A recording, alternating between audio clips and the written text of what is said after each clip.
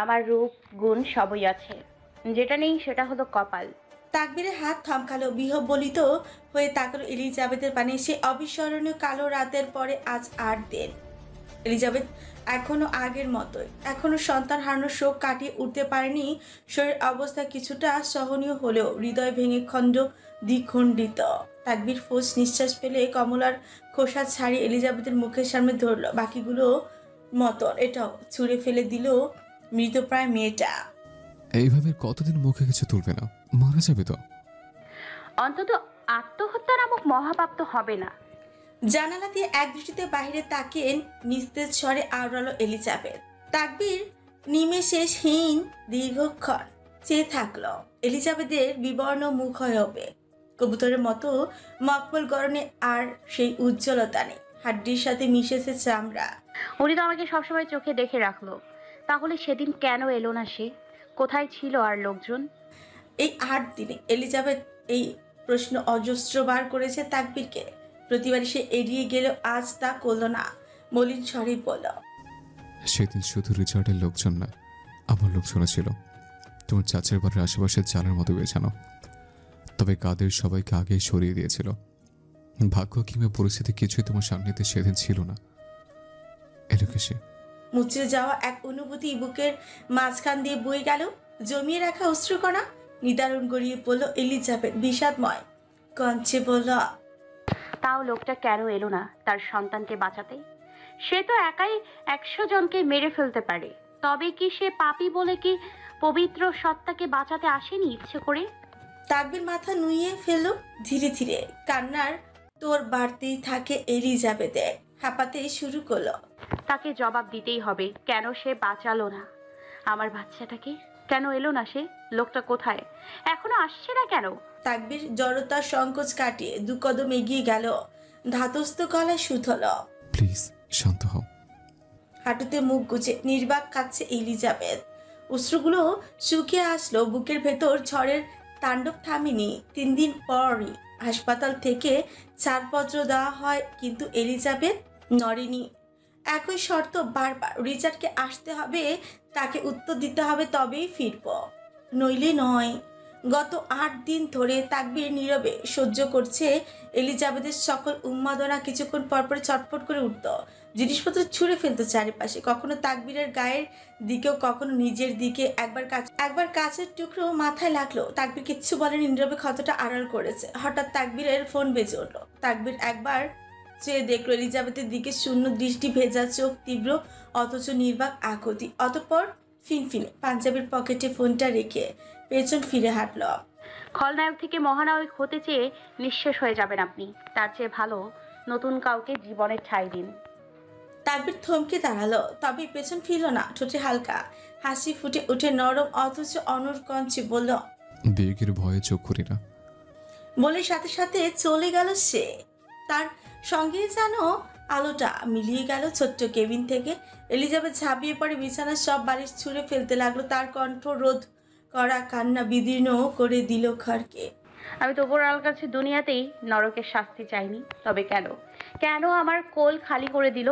Elizabeth ভালো নেই, এমন ভালো নেই যে বুকের ভেতর কেবল শূন্যতা আর দহন। অভাগের ভিতরে জ্বলন্ত লাভা ধীরে ধীরে ছাই করে দিচ্ছে সমস্ত অস্তিত্ব।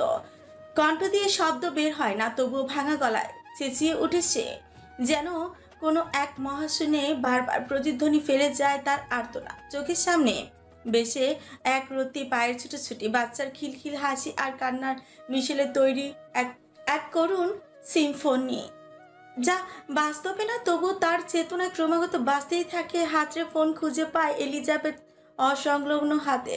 কিবোর্ডে আঘাত করতে থাকে উন্মাদনার মতন। চোখের সামনে সব ঝাপসা, হাত কাঁপছে, তবু লিখে পাঠায় মায়াজাল নামক হোয়াটসঅ্যাপ অ্যাকাউন্টে। আপনি চাইলে সব হতো, আমাদের প্রেম হতো, সংসার হতো, ঘর হতো, কিন্তু আপনি চাইলেনই না। মেসেজ সেন্ড হলেও কোনায় সেই কাঙ্ক্ষিত দুটি চিহ্ন উঠে না। এই 8 দিন ধরে শত শত মেসেজ পাঠিয়েছে এলিজাবেথ রিচার্ডকে, অথচ ওপাশ থেকে নিশিম নীরবতা। প্রতিবারই সে অপেক্ষায় থাকে, হয়তো এইবার, হয়তো এইবার, কিন্তু প্রতিবারই উত্তরহীন শূন্যতা গিলে খায় ওকে। এলিজাবেথ এক ঝটকা ফোন ছুঁড়ে দেয় দেয়ালের দিকে। প্রতিধ্বনির মতন ফোনটা ভাঙা আওয়াজে ফিরে আসে তার কানে, পেরিয়ে হৃদয় পর্যন্ত। দেয়ালে মাথা ঠুকে হাউমাউ করে কাঁদতে থাকে। এ যেন ক্ষুদ্র প্রচেষ্টা কান্নায় সারা জাগাতে পারে রিচার্ডের নির্লিপ্ত আত্মায়। এলিজাবেথ একা নয়, তার পাগলামি নীরব সাক্ষী হয়ে দাঁড়িয়ে ছিল তাকবীর। বাইরে থেকে সে দেখছিল, অনুভব করছিল ওর দুঃসহ যন্ত্রণা। এলিজাবেথকে একা ফেলে যেতে পারে না তাকবীর, আবার কাছে গিয়ে কিছু বলতেও পারছিল না। তার ভিতরে ভয়, ভয় যদি এলিজাবেথ আর ফিরে না আসে বাস্তবতায়। তাই তো সে পর্যন্ত 4 জন সাইকোলজিস্টের শরণাপন্ন হয়েছে।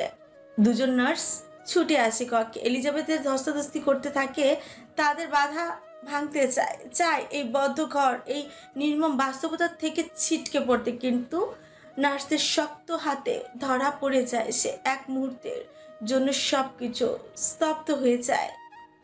এরপর হালকা চক্রাকার ব্যথা অনুভব হয় বাহুতে।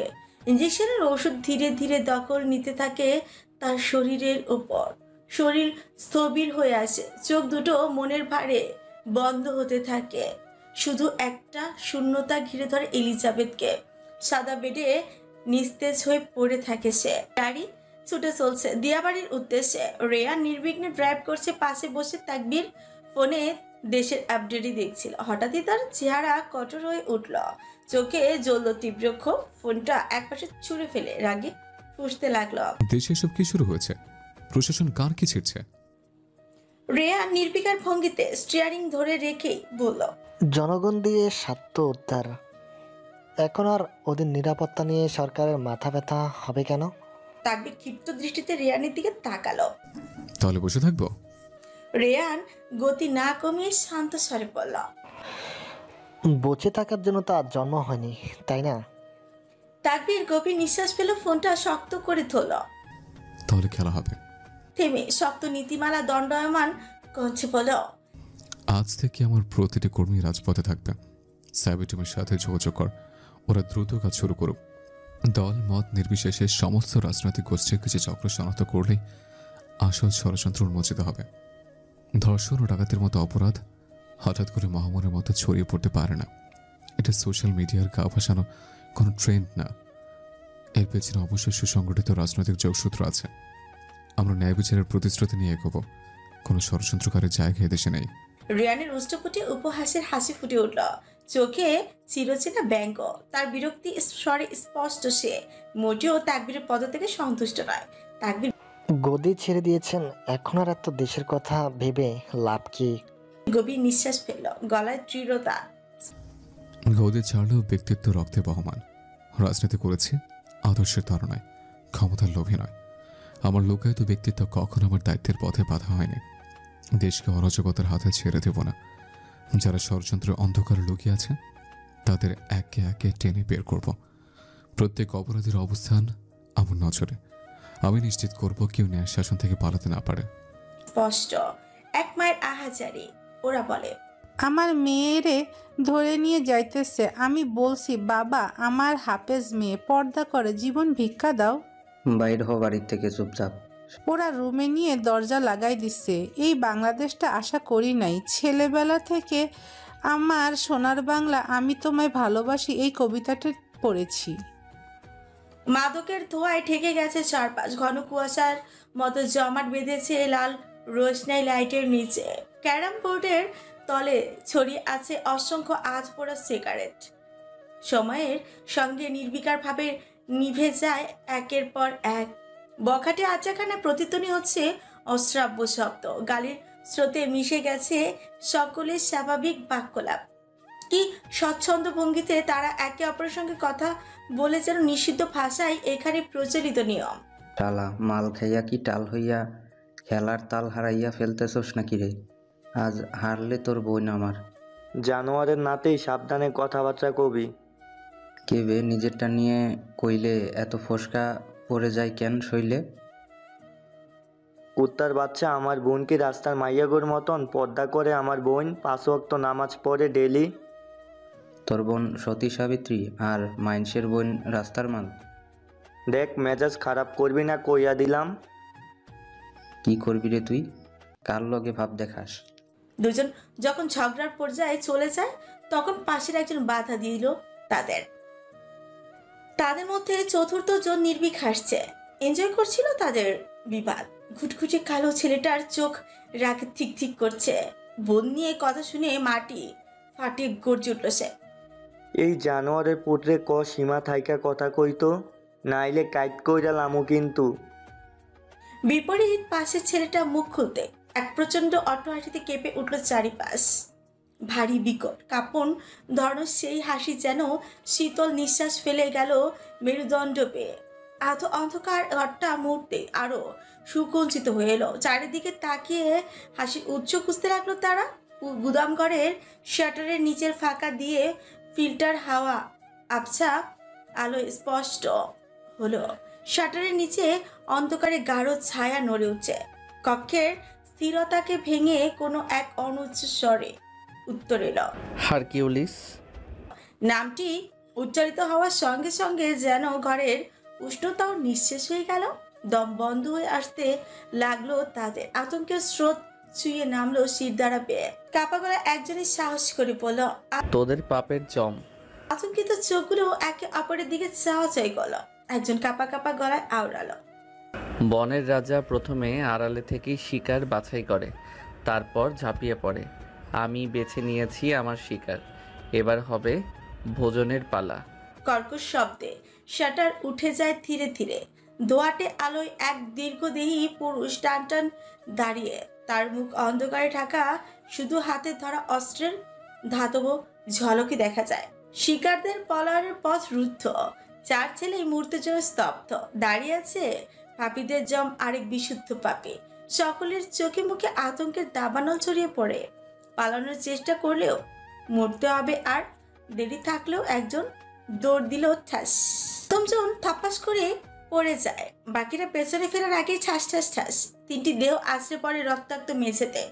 নিস্তব্ধতা নেমে আসে ঘন কুয়াশার ভেতর থেকে। শিকারী ধীর পায়ে সামনে এগিয়ে আসে, তার জুতার নিচে রক্ত ছিটকে পড়ে। নিস্তব্ধতার মাঝেও তার পদক্ষেপ প্রতিধ্বনি হয় প্রতিশোধের সুর। রাত শহরের এক পরিত্যক্ত রাস্তা, একটি কালো জিপ অন্ধকার চিরে ছুটে চলেছে। ইঞ্জিনের গর্জন ও মৃত্যুর সঙ্গীত। পেছনের বাম্পারে বাঁধা দাড়িগুলো টান টান হয়ে আছে। দড়ির শেষ প্রান্তে ঝুলছে চারটি মাথা রক্তস্নাত নীরব শূন্য দৃষ্টিতে ঝুলে থাকা এক একটি মুন্ডু নগ্ন ছিন্ন ভিন্ন চারটি দেহ পিচের রাস্তায় লুটিয়ে পড়ে আছে। গাড়ির ক্ষতির সাথে সাথে তাদের চামড়া ছিঁড়ে যাচ্ছে, হাড় ঘষতে যাচ্ছে রুক্ষ পিচের উপর। ফ্যাকাশে মাংস খুলে খুলে পড়ছে রাস্তায়। পেছনে রেখে যাচ্ছে লালচে ধূসর এক বিভীষিকাময় পদচিহ্ন। বস্তি দিকে ধেয়ে যাচ্ছে জিপ মৃত্যুর বার্তা নিয়ে। সকালের প্রথম আলো ফোটার আগে বস্তির মানুষ কাজ বের হয়। ঘুম ভাঙার সঙ্গে সঙ্গেই শুরু হয় দৈনন্দিন জীবনযুদ্ধ। পাবলিক টিউবওয়েলের সামনে লম্বা লাইন লাগে। কলসির পর কলসি ভরে মানুষ ছুটে যায় ঘরে ফেরার তাড়া নিয়ে। এক মহিলা ঠিক তেমনি জল ভর্তি কলসি নিয়ে ফিরছিলেন। হঠাৎ এক ঘরের সামনে চোখ আটকে গেল তার। মূর্তি হাতে ফসকে কলসিটি মাটিতেই পড়ে যায়। ভাঙার শব্দের সঙ্গে মিলিয়ে চিৎকার বেরিয়ে এলো তার মুখ থেকে। সেই চিৎকারে ছুটে এলো আশেপাশে সবাই। একটা ঘরের সামনে পড়ে আছে চারটে লাশ, ছিন্ন ভিন্ন বিকৃত রক্তমাখা। কোনো শরীরে এক টুকরো কাপড়ও নেই, অথচ দৃষ্টিটা পোশাকহীনতার জন্য নয়, অন্য কিছুর জন্য আটকে গেল সবার। চারজনেরই পুরুষাঙ্গ কেটে ফেলা হয়েছে। লাশগুলো উপর করে রাখা, তাই মুখ দেখা যাচ্ছে না, কিন্তু পিঠের অংশ এমনভাবে ক্ষত বিক্ষত মনে হচ্ছে গোস্ত ছিঁড়ে ছিঁড়ে তুলে নেওয়া হয়েছে। সবার চিৎকার চেঁচামেচিতে ঘর থেকে বেরিয়ে এলো সেই মা, যার আহাজারিতে গত কয়েকদিন সোশ্যাল মিডিয়া ভাসিয়ে নিয়েছিল। এই লাশগুলো তার ঘরের সামনে ফেলে রাখা হয়েছে। একজন পুরুষ সাহস করে একটা লাশ পা দিয়ে সোজা করতেই ভয়ে ছিটকে সরে গেল সকলে। মুখ দেখার পর শিউরে উঠল পুরো বস্তিবাসী। চোখ উপড়ে ফেলা হয়েছে, ঠোঁট ছিঁড়ে দেওয়া হয়েছে, গালের মাংস ফালা ফালা করে কাটা, শরীরের চামড়া কোথাও ধারালো কিছু দিয়ে খোঁচানো, কোথাও আগুনে পোড়ানো। চামড়া ফাঁকা অংশ থেকে গল গল করে ফেনা উঠেছে। শরীরের ভেতর কিছু একটার বিক্রিয়া এখন চলছে। তখনও চারিদিক স্তব্ধ হয়ে গেল মুহূর্তের জন্য। কেউ বমি করলো, কেউ চোখ ফিরিয়ে নিল, কিন্তু শুধু একজন চোখেই আগুন জ্বলল, সেই মা। এদের সে চিনতে দেরি করলো না। ওরা সেই জানোয়ার যারা তার ছোট্ট হাফেজা মেয়েটাকে ঘর থেকে তুলে নিয়ে করেছিল। কোনো বিচার হয়নি, হবে না। মাটিতে মা তাকালেন, কিছু একটা খুঁজলেন, হঠাৎই উঠে নিয়ে নিলেন একটা কার্ড, ঝাঁপিয়ে পড়লেন লাশগুলোর উপর। একের পর এক আঘাত, প্রতিটি আঘাতে যেন নিজের দগদগে ক্ষতই মেটাচ্ছেন। বস্তির লোকজনও থেমে থাকলো না, একসঙ্গে ঝাঁপিয়ে পড়লো, হাতের কাছে যা পেল তাই নিয়ে ভারী করে দিল প্রতিশোধের ভার। বেশিক্ষণ লাগলো না মাটির সাথে মিশিয়ে দিতে। কেরোসিন ঢালা হলো, আগুন ধরানো হলো, আগুনের শিখায় গলে যেতে লাগলো বিকৃত মুখগুলো। মা বসে পড়লেন সেই আগুনের সামনেই, কাঁদতে লাগলেন অঝরে। আর ঠিক তখনই আকাশের ভেঙে বৃষ্টি নামলো। বৃষ্টির ধারায় ধুয়ে দিল সেই সব পুড়ে যাওয়া ছাই। প্রকৃতি যেন নীরবে জানিয়ে দিল সুবিচার সে নিজেই দিয়ে গেল। হঠাৎ সোশ্যাল মিডিয়ার ফিড জুড়ে এক রহস্যময় পেজ ঘুরে বেড়াচ্ছে। কয়েক মুহূর্তের ব্যবধানে ফলোয়ার্স মিলিয়ন মিলিয়ন ছড়িয়ে যায়, অথচ সেখানে নেই একটি পোস্ট। তবুও মানুষ হুমড়ি খেয়ে পড়ছে ফলো দিতে। শুধুই কি নামের জন্য, নাকি এর পেছনে লুকিয়ে আছে কোনো অদৃশ্য প্রতিশোধের প্রতিধ্বনি? হারকিউলিস, একটা ভেরিফাইড পেজ, হঠাৎ করে আলোচনার কেন্দ্রবিন্দু। রক্তলাল প্রোফাইলের মাঝে জলজল করছে মাত্র একটাই বাক্য, take justice into your own hands. বিচার নিজের হাতে নাও। তাহলে কি হারকিউলিস ফিরে এসেছে? কমেন্ট সেকশনে বয়ে যাচ্ছে জনতার স্রোত। শুষ্ক হতাশাগ্রস্ত হৃদয়ে যেন দমকা হাওয়াই লাগলো। কেউ লিখছে এই সমাজের ঘুণপোকাদের জন্য অপেক্ষা করছি। কেউ বলছে বিচার নেই যেখানে সেখানে প্রতিশোধই একমাত্র পথ। অন্ধকারে একটা ঝড় উঠে আসছে। এটি কি ন্যায় বিচারের, নাকি নরকের আগুনের? হাজারো রক্ত গরম কমেন্টের মাঝে কিছু লেখা ছিল যা বাকিদের যে আলাদা দৃষ্টান্ত। সোয়াট অফিসার তাকওয়ার কমেন্টসটাই সবচেয়ে বেশি নজর কাটলো। নারী তুমি আগুন হয়ে জ্বলে ওঠো রোষে, ধর্ষকের হাত এবার পূর্বে তোমার চোখের শোলে। ভয় নাই এবার প্রতিরোধ, রুখে দাও শক্ত হাতে, আর নয় নীরবতা। প্রতিবাদ হোক রক্তের পথে, বদনামের ভয়ে লুকিয়ে থেকে অন্যদেরও ক্ষতির মুখে ঠেলে দিও না। অন্যায় যখন অন্যায়কে দাবিয়ে রাখে, তখন সামনে এসে দাঁড়ানোই সত্যিকারের যুদ্ধ। আমি সাহায্য করব সকল বোনদের, যারা যে কোনোভাবে লাঞ্ছনার শিকার হয়েছ। আমার সাথে যোগাযোগ করো, আমি তোমাদের পাশে আছি সুবিচারের জন্য। এই লড়াই শুধু একটা মানুষের নয়, একটা সমাজের, নারীর ইজ্জতের লড়াই। তোমাদের জন্য একটা সুস্থ পরিবেশ নিশ্চিত করতে আমি বিষয়টাকে আন্তর্জাতিক পর্যায়ে নিয়ে যেতে চাই, কিন্তু একা পারবো না। তাই এগিয়ে আসো বাঘিনীরা, আমাকে সাহায্য করো, তোমার নিরাপদ হও। এই কমেন্টের পর থেকে পোস্টের নিচে যেন নতুন উন্মাদনা ছড়িয়ে পড়ল।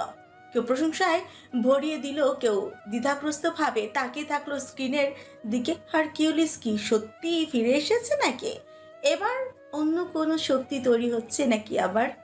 কমেন্ট সেকশনে যেন বিদ্রোহের আগুন ছড়িয়ে পড়ছিল। পুরুষতন্ত্রের শিকলে বন্দি সমাজে এমন কথা কেউ ভাবতে পারতো না, অথচ এখন এই কথাগুলো লাখো মানুষ শেয়ার করছে, লাইক দিচ্ছে, সমর্থন জানাচ্ছে। একটা পরিচিত নাম, বেপরা অশ্লীল পোশাকধারী লারা, সে নিজেও সরব হলো। হেই লেডিস, ইজ্জত রক্ষার জন্য হাতে চুরি নয় ছুরি ধরো। সেলফ প্রোটেকশনের জন্য অস্ত্র বা ট্রেনিং দরকার। ভয় পেও, feel free, knock me to my all sweetheart. তবে সবচেয়ে আলোচিত কমেন্টটি এলো এক আইনের মানুষের কাছ থেকে। অফিসার প্রেম লিখল, আমার মা বোনের ইজ্জত রক্ষার জন্য যদি আইনের পোশাক খুলতে হয় খুলব। তোমার শক্তি তুমি নিজে, কেউ আসবে না তোমাকে বাঁচাতে। তাই নিজেকে রক্ষা করো। জরুক রক্ত, পতন হোক নরপশুর, আইনের আশা বসে থেকো না। ভাই হিসেবে ডাকলে আমি থাকবো, তাহলে হয়তো আরও ভালোভাবে তোমাদের পাশে দাঁড়াতে পারবো। এই কথাগুলো যেন অনেকেরই ভেতরকায় ভয় দূর করে দিল। সবচেয়ে শেষ ও গুরুতর কমেন্টে ছিল সোয়াইট টিম লিডার এরিকের। সে সরাসরি তার টিমের সদস্যের নাম্বার দিয়ে দিল কমেন্ট বক্সে। আপনারা যেই প্রান্তেই বিপদে পড়েন না কেন, এই নাম্বারগুলোতে কল করুন। কেউ এগিয়ে না গেলেও আমরা যাব আমাদের মা বোনের ইজ্জত রক্ষা করতে। সেখানে কোনো বাহুল্য শব্দ ছিল না, শুধু দায়িত্ববোধের প্রতিধ্বনি। সবশেষে রহস্য সেই হারকিউলিস। প্রোফাইল শেয়ার করা হলো সাবেক সংসদ সদস্য তাকবীর দেওয়ানের অফিসিয়াল রাজনৈতিক প্রোফাইলে। সব কমেন্ট প্রতিক্রিয়া উত্তাল। অ্যাক্টিভিটি দেখে বাঁকা হেসে ফোনটি নামিয়ে রাখলো রিচার্ড। সে কাল রাতেই দেশে ফিরেছে। ফোনটা পকেটে ঢুকিয়ে উঠে দাঁড়ালো, গাড়ির চাবি তুলে নিয়ে বেরিয়ে পড়লো, নিশ্চুপ কিন্তু লক্ষ্যস্থির। বিদ্যুতের স্নায়ু জ্বালানো স্পর্শে বারবার ছটফট করে উঠছে ভিক্টরের শরীর। চেয়ারের সাথে বাঁধা হাতে পেঁচানো ইলেকট্রনিক তারের শিকল, প্রতি স্পন্দনে মাংসপেশি কুকড়ে উঠেছে, চোয়ালে শিরা ফুলে উঠেছে, তবু একটুও নতি স্বীকার করছে না ভিক্টর। তাকবীর ঠান্ডা দৃষ্টি মেলে বসে আছে পায়ের উপর পা তুলে, চোখে অনর নিষ্ঠুরতা, যেন শিকারী তার আহত শিকারের শেষ আর্তনাদ উপভোগ করছে। দেখুন অফিসার, আমি আইন মানি না। আইন আমার কাছে চরম উপহাস। আমাকে এর চেয়ে বেশি কঠোর হতে বাধ্য করবেন না। You are just a piece of shit. চিবিয়ে চিবিয়ে বলে ঘৃণার একদল থুতু ছুড়ে দেয় তাকবীরের দিকে।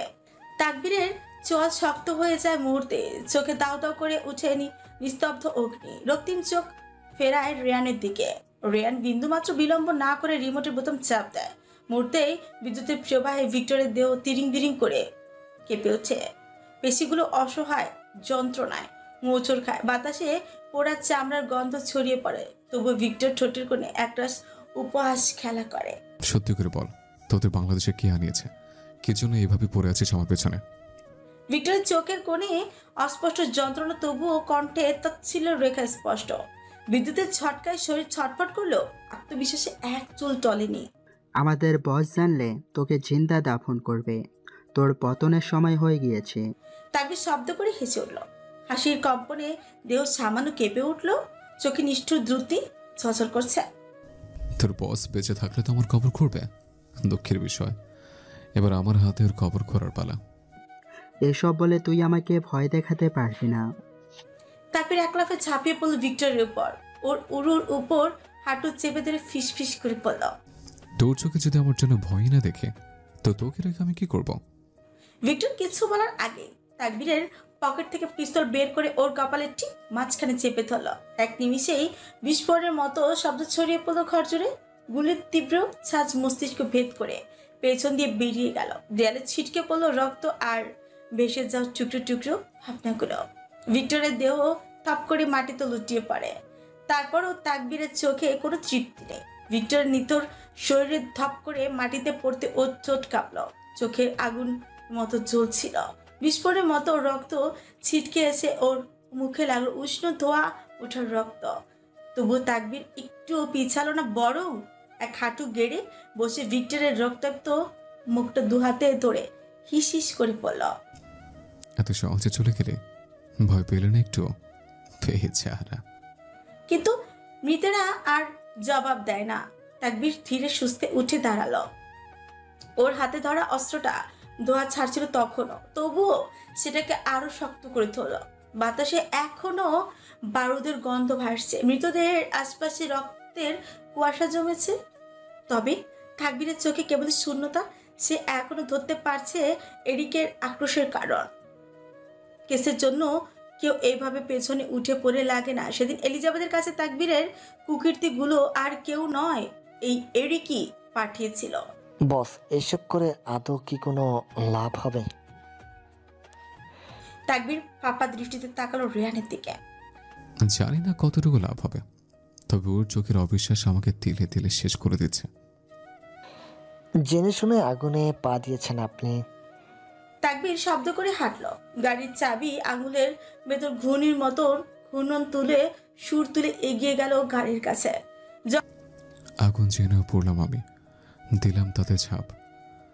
তোর আমার প্রেমের ছিল বন্ধু, পুরোটাই পাপ। কেমন করে সইব আমি প্রেম আগুনের তাপ। তোর আমার প্রেমে ছিল রে বন্ধু, ছিল রে পুরোটাই পাপ। জঙ্গলে শ্বাসরুদ্ধকর নীরবতা ভেঙে গেছে। গনগনে ব্যথার দহন কষ্টে ইকবাল সাহেবের শরীর খিচিয়ে উঠেছে। মুখ গুজে দেওয়া কাপড় চিৎকারে গিলে নিচ্ছে। কেবল গলা দিয়ে বেরোচ্ছে প্রীতিকর গুঙ্গানি। রিচার্ডের চোখে উন্মুক্ত জিজ্ঞাসা। হাতে ধাতব চিমটি এক এক করে লোম তুলে আনছে মাংস ছিঁড়ে। চামড়ার নিচ থেকে তাজা রক্ত ঝরছে। উন্মুক্ত কোষ থেকে গলগলিয়ে বেরিয়ে আসছে জলধারা লাল স্রোত। লুকাস সামনে দাঁড়িয়ে ঠান্ডা হাসি দেখছে। ন্যাসো হাসতে হাসতে পিঞ্চারে গরম মোম তুলে আনল। এইবার শুরু হোক নরকের আস্বাদ। গরম মোমের আচ্ছাদনে ইকবাল সাহেবের ক্ষত বিক্ষত শরীর দাউ দাউ করে জ্বলছে। ধোয়া উঠছে পোড়া চামড়ার নাকে এক অমানবিক উৎকট গন্ধ। চোখের পাতা কাঁপছে তীব্র যন্ত্রণায়, কিন্তু জল পড়ছে না। যেন চোখের সমস্ত জল বাষ্প হয়ে উড়ে গেছে। রক্ত, মোম, পোড়া চামড়া এই নারকীয় সংমিশ্রণের মাঝে রিচার্ড লবণ মরিচ মেশানো তরলি ঠেলে দেয়। মুহূর্তে শরীর খিচকে ওঠে। শিরদাঁড়া বাঁকিয়ে যাবতীয় যন্ত্রণা সইতে চাইল ইকবাল সাহেব।